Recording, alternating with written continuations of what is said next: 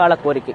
இந்த கோரிக்கையின் அடிப்படையில் கடந்த 10-15 ஆண்டுகளாக இந்த மக்களின் நீண்டகால கோரிக்கை பல்வேறு காலங்களில் அந்த திட்டம் முடக்கி வைக்கப்பட்டு தற்போது திமுக ஆட்சியில் அதுக்கான நிதி ஒதுக்கப்பட்டு அந்த பணி என்பது விரைவாக நடைபெற்ற நிலையில் இன்று துணை முதல்வர் உதயநிதி ஸ்டாலின் கோவையுடைய நிகழ்ச்சியின் போது இதை திறந்து வைத்திருக்கிறார்.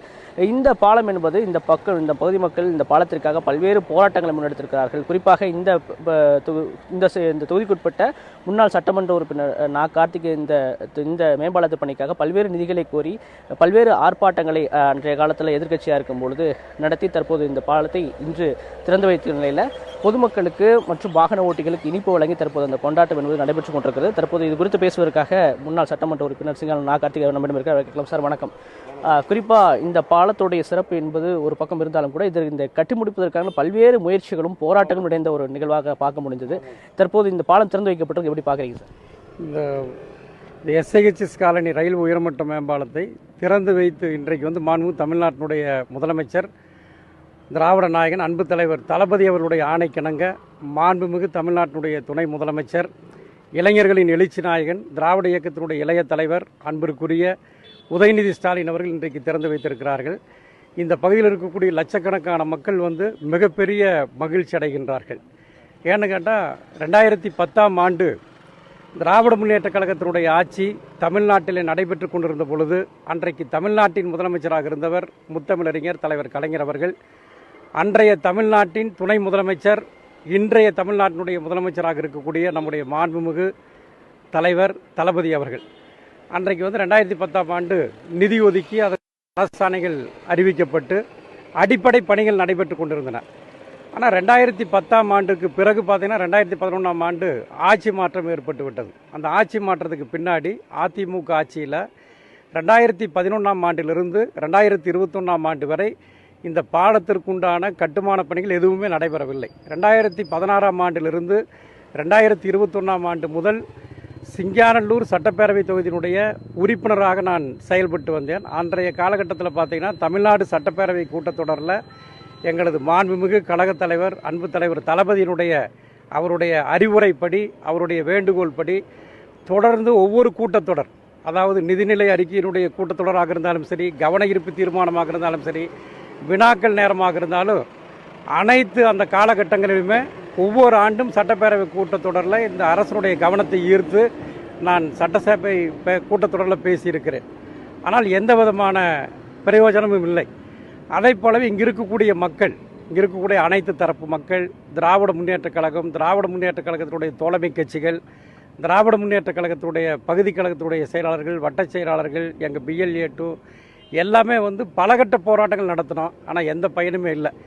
அதே நேரத்தில் தேர்தல் நேரத்தில் 2021ஆம் ஆண்டு திமுகவினுடைய தேர்தல் அறிக்கையில் எங்களது தலைவர் அவர்கள் அன்றைக்கு மக்கள் மன்றத்தில் எடுத்து வைத்தார். திமுக ஆட்சி அமைந்தால் எஸ்ஐஹெச்எஸ் காலனி ரயில் உயர்மட்ட மேம்பாலத்திற்கு அந்த கட்டுமான பணிகளுக்கு நாங்கள் நிதி ஒதுக்கி அந்த பணிகளை செய்து கொடுப்போம், மக்கள் பயன்பாட்டிற்கு அர்ப்பணிப்போம் என்று சொல்லி தேர்தல் அறிக்கையில் சொன்னோம். சொன்னவாறு 2021ஆம் ஆண்டு ஆட்சி பொறுப்பை ஏற்ற 140வது நாள் மாண்புமிகு தமிழ்நாட்டினுடைய முதலமைச்சர் அவர்கள் சுமார் 29 கோடி ரூபாய் நிதி ஒதுக்கினார். நிதி ஒதுக்கி அதற்குண்டான பணிகள் மிக வேகமாக நடைபெற்று கொண்டிருந்தன. இந்த பணிகள் வேகமாக நடைபெறுவதற்கு நம்முடைய மாண்புமிகு தமிழ்நாட்டினுடைய முதலமைச்சர் அவர்களும் மாண்புமிகு தமிழ்நாட்டினுடைய துணை முதலமைச்சர் திராவிட இயக்கத்தினுடைய இளைய தலைவர் உதயநிதி ஸ்டாலின் அவர்களும், அதே போலவே தமிழ்நாட்டினுடைய நெடுஞ்சாலைத்துறை அமைச்சர், பொதுப்பணிகள் துறை அமைச்சர் அன்பிற்குரிய அண்ணன் ஏவாவேல் அவர்களும், அதே போலவே திராவிட முன்னேற்ற கழகத்தினுடைய மேற்கு மண்டல பொறுப்பாளர் அன்பிற்குரிய செந்தில் பாலாஜி அவர்களும், அதே போலவே இங்கே இருக்கக்கூடிய அனைத்து தரப்பு மக்களுடைய வேண்டுகோளை ஏற்று அந்த காரியத்தை பண்ணி கொடுத்தாங்க. குறித்த நேரத்தில் இந்த பாலப்பணிகள் நடந்து முடிந்து இன்றைக்கு மாண்புமிகு தமிழ்நாட்டினுடைய துணை முதலமைச்சர் அவர்கள் நம்முடைய முதலமைச்சருடைய அனுமதியினை பெற்று இந்த பாலத்தை திறந்து வைத்திருக்கின்றார்கள். இந்த பகுதியில் இருக்கக்கூடிய சிங்காநல்லூர், இந்த எஸ்ஐஹெச்எஸ் காலனி பகுதியில் இருக்கக்கூடிய அனைத்து தரப்பு மக்களும் பெருமகிழ்ச்சி அடைகின்றார்கள். இந்த எஸ்ஐஹெச்எஸ் காலனி மட்டுமல்ல, இதன் மூலமாக ஒண்டிப்புதூர், நீலிகோணாம்பாளையம், சிங்காநல்லூர், அதே போலவே சூலூர்லேருந்து வரக்கூடியவர்கள், எருவூர்லேருந்து வர்றவங்க, இப்படி லட்சக்கணக்கான மக்கள் பயன்பெறக்கூடிய ஒரு மிகப்பெரிய ஒரு திட்டமாக இந்த எஸ்ஐஹெச்எஸ் காலனி மேம்பாலம் திகழ்கிறது. கிட்டத்தட்ட 2010ஆம் ஆண்டு திராவிட முன்னேற்ற கழகத்தினுடைய ஆட்சி காலத்தில் தொடங்கப்பட்ட அந்த கட்டுமான பணிகள் அதற்கு பிறகு வந்து அதிமுக ஆட்சியில் 10 ஆண்டுகள் கிடப்பிலே போடப்பட்டு மீண்டும் திராவிட முன்னேற்றக் கழகம் வெற்றி பெற்றதற்கு பிறகுதான் இந்த பாலப்பணிகளை முடித்திருக்கின்றோம்.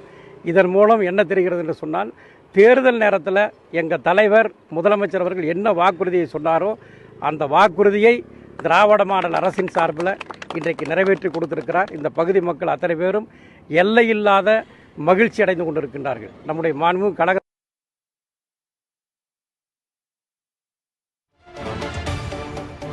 அவருக்கும் நம்முடைய நெடுஞ்சாலைத்துறை அமைச்சர் அவர்களுக்கும் மண்டல பொறுப்பாளருக்கும் இந்த பகுதி மக்கள் சார்பில் மிகுந்த நன்றிகளை நாங்கள் தெரிவித்துக் கொள்கின்றோம். இவ்வளவு பணிகள் நடைபெற்றாலும் இதெல்லாம் அதிமுக காலங்களில் தான் மிகப்பெரிய பாலங்கள், மேம்பாலங்கள், சாலை வசதியெல்லாம் செஞ்சுருக்கொண்டு அதிமுக கிரெடிட் எடுத்துக்கிறாங்க. இது எப்படி பார்க்குறீங்க? இல்லை, அப்படி இல்லைங்க. கோவையை பொறுத்த மட்டும் பார்த்தீங்கன்னா, திராவிட முன்னேற்றக் கழகத்தினுடைய ஆட்சி காலகட்டங்களில் தான் அதிகமான மேம்பாலங்களை நாங்கள் கட்டியிருக்கின்றோம். உதாரணத்துக்கு பார்த்தீங்கன்னா, வடகோவை மேம்பாலம், அதே போலவே ஓப் காலேஜ் பகுதியில் கட்டப்பட்டிருக்கக்கூடிய 6 வழிப்பாதை மேம்பாலம், இதே ஒண்டிப்புதூர் பகுதியில் இருக்கக்கூடிய ரயில்வே உயர்மட்ட மேம்பாலம், நஞ்சண்டாபுரம் ரயில்வே உயர்மட்ட மேம்பாலம், கணபதி ரயில்வே உயர்மட்ட மேம்பாலம், பீளமேடு ரயில்வே உயர்மட்ட மேம்பாலம், நீலம்பூர் புறவழிச்சாலை, உக்கடம் புறவழிச்சாலை, உக்கடம் மேம்பாலம், அதே போல் ஈச்சனாரிக்கு அருகில் கட்டப்பட்டிருக்கக்கூடிய மேம்பாலம், மலுமிச்சம்பட்டியில் இப்படி வந்து ஏராளமான மேம்பாலங்களை திராவிட முன்னேற்றக் கழகத்தினுடைய ஆட்சி காலத்தில் தான் வந்து 100க்கும் மேற்பட்ட மேம்பாலங்கள் கோவை மாவட்டத்தில் கட்டப்பட்டிருக்கின்றன. அதே நேரத்தில் அதிமுக ஆட்சியில் வந்து தொடங்கப்பட்ட மேம்பாலங்கள் வந்து 3 மேம்பாலங்கள் தான் தொடங்கினாங்க. ஆனால் தொடங்கினாங்களே தவிர அந்த மேம்பாலங்களை கூட கட்டி முடித்தது திராவிட முன்னேற்றக் கழகம் தான். சமீப காலத்தில் பார்த்தீங்கன்னா ஜிடி நாயுடு மேம்பாலத்தை நம்முடைய மாண்புமிகு கழகத் தலைவர் அவர்கள், தமிழ்நாட்டுடைய முதலமைச்சர் அவர்கள் திறந்து வைத்தார்கள். அந்த மேம்பாலம் வந்து பார்த்திங்கன்னா அதிமுகவினுடைய அந்த பீரியடு, அவங்களுடைய அந்த ஆண்டு காலம் முடிவடைகின்ற கடைசி தருவாயில் 3 மாதத்துக்கு முன்னாடி தான் வேலையை தொடங்கினாங்க. அப்போ வந்து பார்த்திங்கன்னா அந்த திட்டத்தினுடைய மதிப்பீடு வந்து 1621 கோடி ரூபா அப்படின்னு சொல்லி அறிவிச்சிருந்தாங்க. ஆனால் அதில் வந்து பார்த்திங்கன்னா வெறும் 80 கோடி ரூபா தான் நிதி ஒதுக்கியிருந்தாங்க. ஆனால் திராவிட நாயகன் தலைவர் தளபதி அவர்கள் ஆட்சி பொறுப்பில் அமர்ந்தவுடன் 1800 கோடி ரூபாய் கூடுதலாக நிதி ஒதுக்கி 10.1 கிலோமீட்டர் அந்த மேம்பாலத்தை கட்டி முடித்து குறித்த நேரத்தில் திறந்து வைத்த சாதனை திராவிட மாடல் சாதனை என்பதை இந்த நேரத்தில் தெரிவித்துக் கொள்கின்றேன். இப்படி கோவை மாவட்டத்தில் கட்டப்பட்டிருக்கக்கூடிய அனைத்து இந்த போக்குவரத்து நெரிசலை சரி செய்வதற்கு கட்டப்பட்டிருக்கக்கூடிய அனைத்து மேம்பாலங்களும் திராவிட முன்னேற்றக் கழகத்தினுடைய ஆட்சி காலத்தில் தான் அதிக எண்ணிக்கையில் கட்டப்பட்டிருக்கிறது என்பதை நான் நினைவு கூறுகின்றேன். அது மட்டுமல்ல, இதை ஆதாரத்தோடு யாரோடு வேண்டுமானாலும் நான் விவாதிப்பதற்கும் தயாராக இருக்கிறேன். குறிப்பாக இந்த மேம்பாலத்தை திறந்து வைப்பதில் இந்த பகுதி மக்களுக்கு மட்டும் மகிழ்ச்சி அல்ல, இந்த மேம்பாலத்திற்காக போராடிய எங்களை போன்ற அனைவருக்குமே இது ஒரு மகிழ்ச்சியாக இருப்பதாக கார்த்திக் அவர்கள் தெரிவிச்சிருக்கிறாங்க. பிரசாந்த், பொதுமக்களினுடைய நீண்ட வருட கோரிக்கைகளுக்கு பிறகு இன்று திமுக ஆட்சியில் கோவை சிங்காநல்லூரில் ரயில்வே மேம்பாலமானது துணை முதலமைச்சர் உதயநிதி ஸ்டாலினால் திறக்கப்பட்டிருக்கிறது. இது தொடர்பான முழு தகவல்களை வழங்கியமைக்கு நன்றி பிரசாந்த்.